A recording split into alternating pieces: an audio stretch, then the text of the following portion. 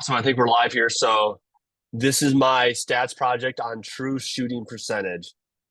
So the article was given was Luka Doncic and the Mavs are pushing the limits of offensive efficiency by Neil Payne.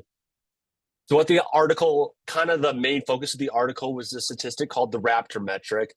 So Raptor takes traditional box scores, so that stuff like points, rebounds, blocks, and it combines it with advanced play data that you get through advanced metrics such as like chips in the ball and then advanced statistics. And it gets this stuff. I think it's like spacing and maybe like some other stuff that you can't really see from like just the naked eye. And it combines all that and it gets the statistic Raptor. And basically, a Raptor shows is if you look at a player for 100 possessions, how many points do they contribute on offense and defense? So it's a pretty cool statistic. So you can get a lot of good glimpses at a player based on this Raptor metric. So they took this Raptor metric and they looked across the league during the 2019 to 2020 NBA season, and they saw that Luka Doncic had a Raptor score of 7.7. So what that means is you look at whatever the league average for Raptor was during that season, that Luka was about 8 points above average. So that means compared to normal NBA players, Luka creates about 8 points more often on his 100 possessions. He creates about 8 points more than the league average, which is it's pretty good. It's nothing like super remarkable, but it's pretty good.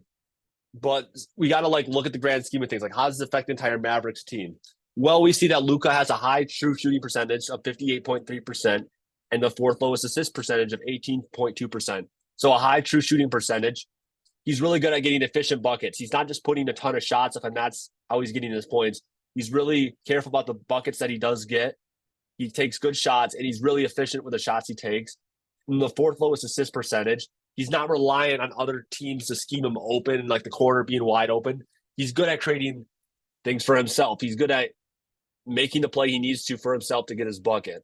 So if you combine all of these things together, we see that Luka generates 116 points for every 100 possessions, which is a really, really good statistic. So if you look at Luka, like, how does this translate to the entire Mavericks? Because obviously you can't be good just by yourself.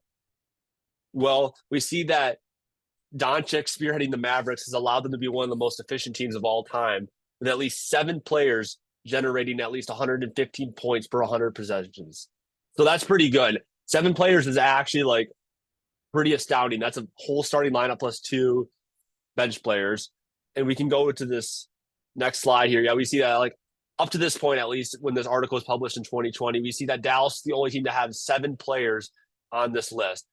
And then we can actually see 4 other teams from that 2020 NBA season too. So that kind of shows that the league is trending towards that thing of having like a superstar player that's super efficient, and then everybody else is efficient because of him. And that's like a good recipe to win games and win championships.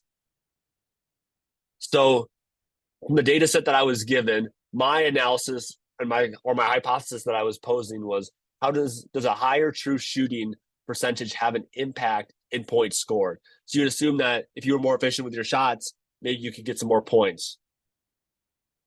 So looking at the overview, there was 60 was the average of my entire data sheet. So above 60, above average, we see a mean of 24.43 points, a standard deviation of 6.22, and evenly split for both sides actually of 25 points for each data set.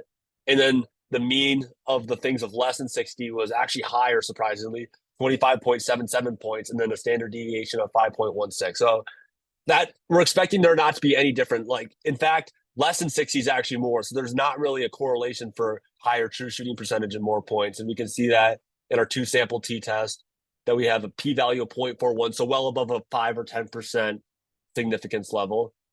And if you want to look at this at a visual way, we can see that on this scatter plot here. Obviously, there's no like strong linear correlation for positive or negative, and our R squared value confirms that because it's basically at 0. It's not really close to 1 or -1. Our R squared value is basically right next to 0. And then if we do a linear regulation test, we can see that we get a standard error of 2.79. So once again, just another way to look at it. There's not really any significance in this data. And then one last way to attack this through an advanced statistic called ANOVA, so like adjusted variation, some other stuff. The last 2 things are what's important is that we have an F statistic of 2.01 and a significance of F.